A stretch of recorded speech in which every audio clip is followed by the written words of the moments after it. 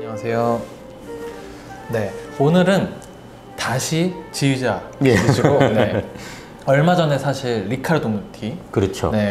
이탈리아의 거장 지휘자 했고, 오늘은 이제 또 한 나라를 좀 대표한다고 할 수 있는 지휘자죠. 이 무티가 이탈리아를 대표하는 카리스마라면 이분은 독일을 대표하는 카리스마라고 하겠습니다. 바로 지휘자 크리스티안 틸레만을 오늘 한번 다뤄보려고 하는데요. 참 틸레만은 진짜 좀 논란도 많고, 그리고 또 음악을 만드는 걸 보면은 참 고집스럽기 때문에 왠지 좀 우리가 좀 범접하기 힘든 그런 아우라를 가진 지휘자라고 할 수 있겠는데, 어쨌든 이제 틸레만이라는 지휘자는 뭐 여러 가지 좋아하든 싫어하든 간에 현재 독일 어권에서 독일 음악계의 가장 실력자다라고 하는 거는 뭐 이견의 여지가 없는 그런 일이라고 하겠습니다. 그러면서 틸레만이라는 지휘자가 다루는 레파토리가 굉장히 좁죠. 주로 독일 후기 낭만주의, 뭐 바그너, 리히아르트 슈트라우스 또는 뭐 브루크너 같은 요런 레파토리 중심으로 이렇게 가면서 자기만의 어떤 색깔을 강하게 보여주는, 요즘은 참 흔치 않은 옛날 스타일 지휘자라고 볼 수가 있겠는데요. 그래서 한번 오늘 그 틸레만의 생애와 음악 세계에 대해서 조금 말씀을 드리고자 합니다. 그리고 지금 이제 딱 전성기라고 할 수 있는 이 나이에 자리 잡은 것도 하필이면 드레스덴, 슈타츠카펠레라는 굉장히 독일의 오래된 이제 도시에서 엄청 명성을 떨치고 있잖아요. 그렇습니다.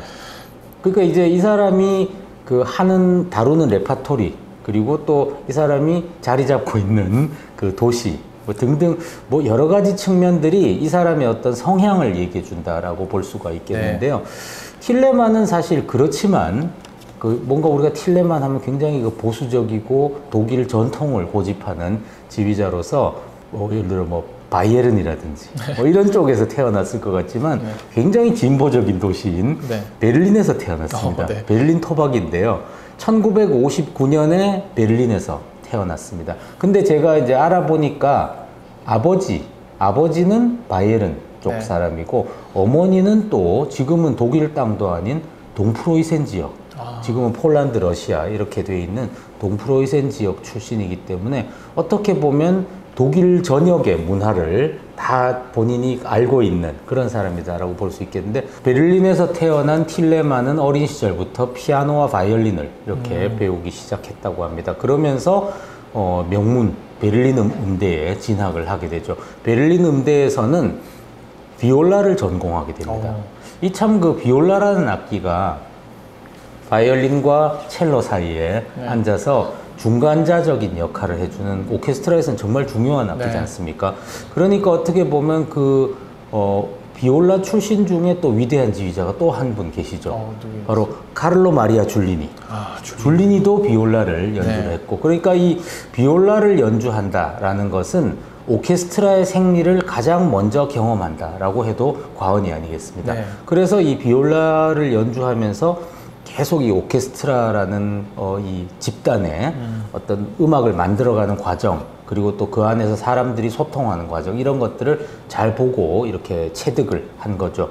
근데 이 베를린 음대를 다니는 동안에 피아노도 워낙 잘 쳤다고 합니다. 그래서 이제 작곡도 전공을 하고 이러면서 자연스럽게 지휘자를 목표로 하게 된 거죠. 그러면서 이제 아주 독일의 특히 바그너 지휘자로 유명했던 하인리히 홀라이저라는 사람인데, 이 홀라이저한테 작곡과 지휘를 배우는 과정에서 아주 큰 일이 벌어지죠. 바로 1980년대 초반에 바로 카라얀의 어시스턴트로 들어가게 됩니다. 어시스턴트라는 게 이게 참 좀 약간 이제 개념이 이제 이 여러 가지 이제 자료에 의하면 카라얀의 어시스턴트로 들어갔다라고 하는데, 이거는 결국 그냥 연습을 시키는, 이 독일어로는 코레페티토라고 하죠. 피아노를 오페라 극장에서 피아노 치면서 성악가들 이제 오케스트라를 미리 모아가지고 연습할 수는 없잖아요. 그러니까 개인 파트 연습이라든지 성악가들의 중창 연습, 이런 파트 연습 같은 거를 하는 이 피아노 반주도 하면서 성악 코치도 같이 하고, 그리고 또 이런 사람들은 되게 지휘자 지망생들이 많습니다. 그래서 옛날 독일의 지휘자들 보면 오페라 극장에서 대부분 그 자기 경력을 코레페티토어부터 시작하는 사람들이 많죠. 네. 뭐 카라얀도 그랬고 칼뱀 같은 네. 지휘자들 대부분 다 그랬습니다. 그래서 그런 식으로 단계 밟아가는데 카라얀은 이제 지난번에도 한번 말씀드렸지만 부활절 페스티벌 하지 않습니까? 네. 그래서 다음 해에 있을 부활절 페스티벌을 준비하는 과정에서 코레페티토어들을 모집을 하는데 이걸 공지를 냈다고 합니다. 그래서 그 당시에 이제 젊은 음악가들, 이제 아주 유망한 젊은 음악가들을 이렇게 조금 눈여겨보기 위해서 이제 응모를 시킨 거죠. 그래서 이제 그 당시에 뭐 베를린 음대에 재학하는 재학생이라든지 이런 사람들이 많이 응시를 했다고 하는데 이 틸레만이 거기 뽑힌 거죠. 그래서 이제 1980년대 초에 이제 카라얀이 이제 부활절 페스티벌 준비를 할 때 베를린에서 성악가들 연습시키고 이거 녹음을 어떻게 해야 되고 막 이렇게 할 때 이렇게 그 틸레만이 피아노를 치면서 바가지 머리를 이렇게 막 해가지고 무뚝뚝하게 카라얀 옆에서 피아노 치고 있는 그 사진이 있는데요. 어쨌든 이런 식으로 카라얀 옆에서 카라얀이 음악을 만들어가는 과정을 보면서 많은 걸 느낀 거죠. 그래서 틸레만에게 가장 큰 영향을 끼친 이 지휘자 하면 당연히 카라얀이 되겠습니다. 그래서 틸레만은 공공연히 카라얀은 나의 스승이고 멘토다 이렇게 얘기하고 그런 것들이 이제 이후에 그 틸레만 인터뷰를 보면 자기는 이제 뭐 베를린에 살았으니까 필하모니에서 카라얀 연주회는 정말 뭐 무지하게 많이 봤다라고 얘기하면서 나에게 가장 큰 영향을 끼친 지휘자이기 때문에 이제 거기서 나는 음악을 어떻게 만들어 가는가를 다 알게 됐다라고 하면서 이후에 이제 틸레만의 행보가 굉장히 중요합니다. 이 틸레만은 자기 자신을 항상 카펠마이스터다.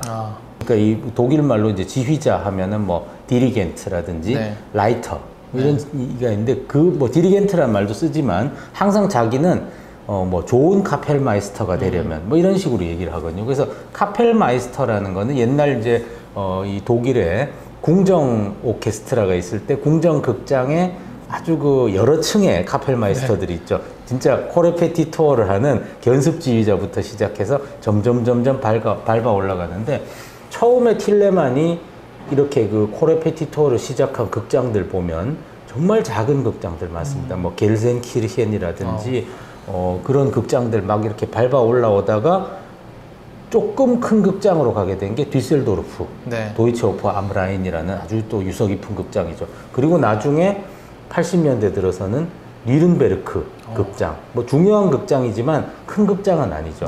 뉘른베르크 극장의 음악 감독을 하게 되면서 이때부터 그러니까 그 어린 시절부터 극장의 아주 낮은 단계부터 단계 밟아서 극장의 모든 거를 이해하고 있기 때문에 이제 나중에 틸레만의 인터뷰를 보면은 극장에서의 이런 생리들을 이해하지 않으면은 좋은 오페라 지휘자 또는 좋은 카펠마이스터가 될 수 없다라고 여러 번 강조를 하고 있습니다.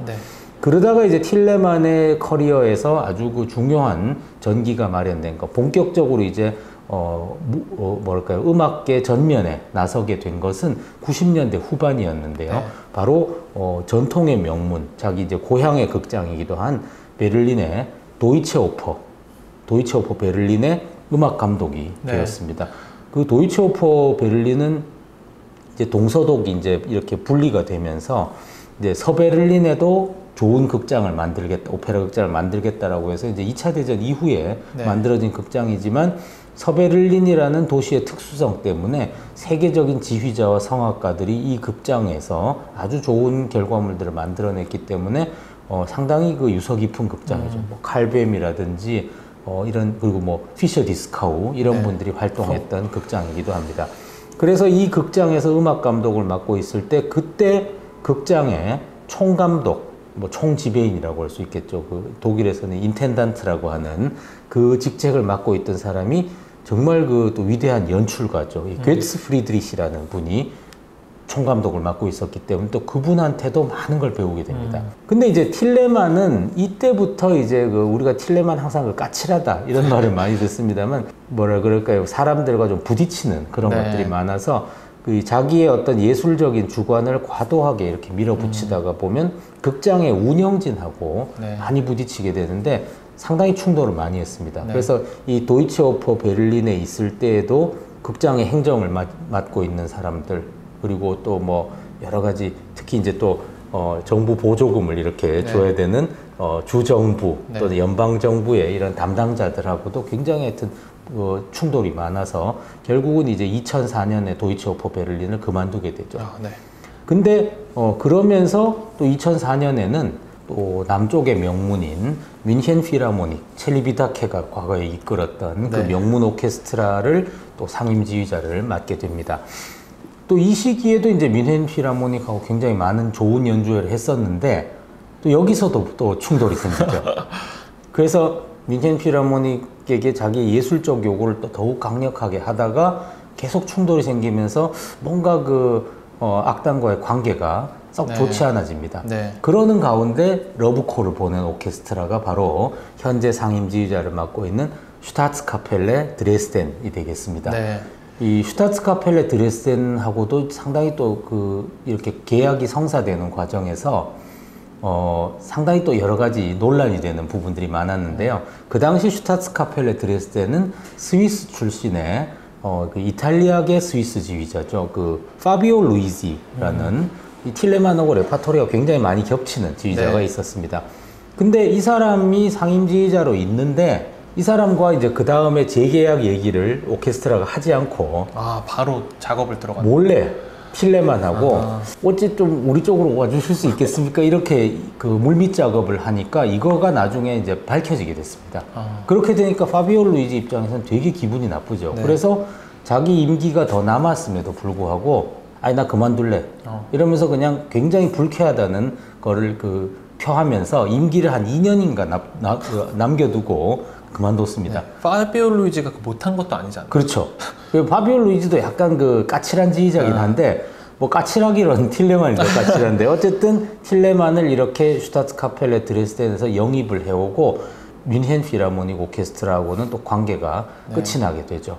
근데 이제 원래 이제 드레스덴하고의 임기는 2012년부터 정식으로 시작이 되게 돼 있었는데 이미 파비오 루이지가 2년 전에 그만뒀기 때문에 2010년부터 정식 임기는 아니지만 상임지휘자 대우를 해주면서 계속 송년음악회라든지 이런 거에도 계속 출연해서 아예 틸레만의 드레스덴과의 어떤 관계는 2010년부터 이미 시작이 됐다라고 볼 수도 있겠습니다. 근데 정말 2010년부터 시작된 틸레만과 드레스덴과의 관계는 정말 밀월 관계다라고 얘기해도 될 정도로 굉장히 좋은 상성을 보여주게 되죠. 연주 결과물들도 이전의 지휘자들과는 비교가 안 될 정도로 뛰어난 완성도를 보여주고 레파토리의 집중도도 굉장히 높았습니다.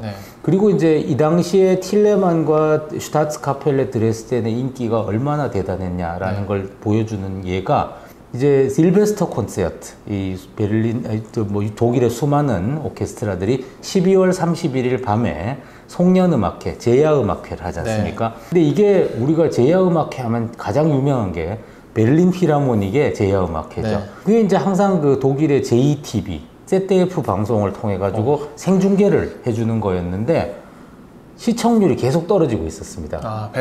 베를린 필의 송년음악회가. 근데 ZDF 방송국에서 파격적인 결정을 하는 거죠.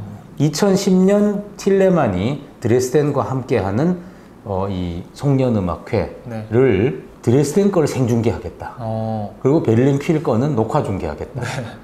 완전히 그냥 이렇게 뒤로 밀린 셈이 됐죠. 근데 그때 당시 이제 디지털 콘서트홀이 있지 않았나요? 그렇죠. 그런 것들이 맞물리지 않았을까? 맞물렸는데 이게 독일 내에서는 꽤 논란이 많이 됐습니다. 그래서 2009년, 10년 요 언저리에 송년음악회를 ZDF에서 드레스덴 거를 생중계해 준다라고 했을 때 음악 팬들 사이에서는 작은 논란이 되기도 했었죠. 그러면 이 ZDF가 너무 이 한쪽을 편애하는 거 아니냐라고 했는데 놀랍게도 시청률에서 엄청난 편차를 보인 거죠. 드레스덴이 훨씬 그렇죠. 드레스덴이 시청률이 훨씬 높고 이전에 베를린 필하모닉 송년음악회 시청률과 비교해 볼 때 너무 편차가 컸던 거죠. 드레스덴이 압도적으로 높은 시청률을 기록하니까 일단 보던 연주가 아니니까. 그렇죠. 그 다음 해부터 매년 베를린 필을 이렇게 제치고 드레스덴의 송년음악회를 계속 방송을 하는데 참 희한하게도 매년 시청률이 더 올라가는 겁니다. 그렇게 되니까 이제 그 ZDF 방송국의 실베스터 콘서트 생방송은 이제 드레스덴으로 그냥 굳혀져 버린 거죠. 네.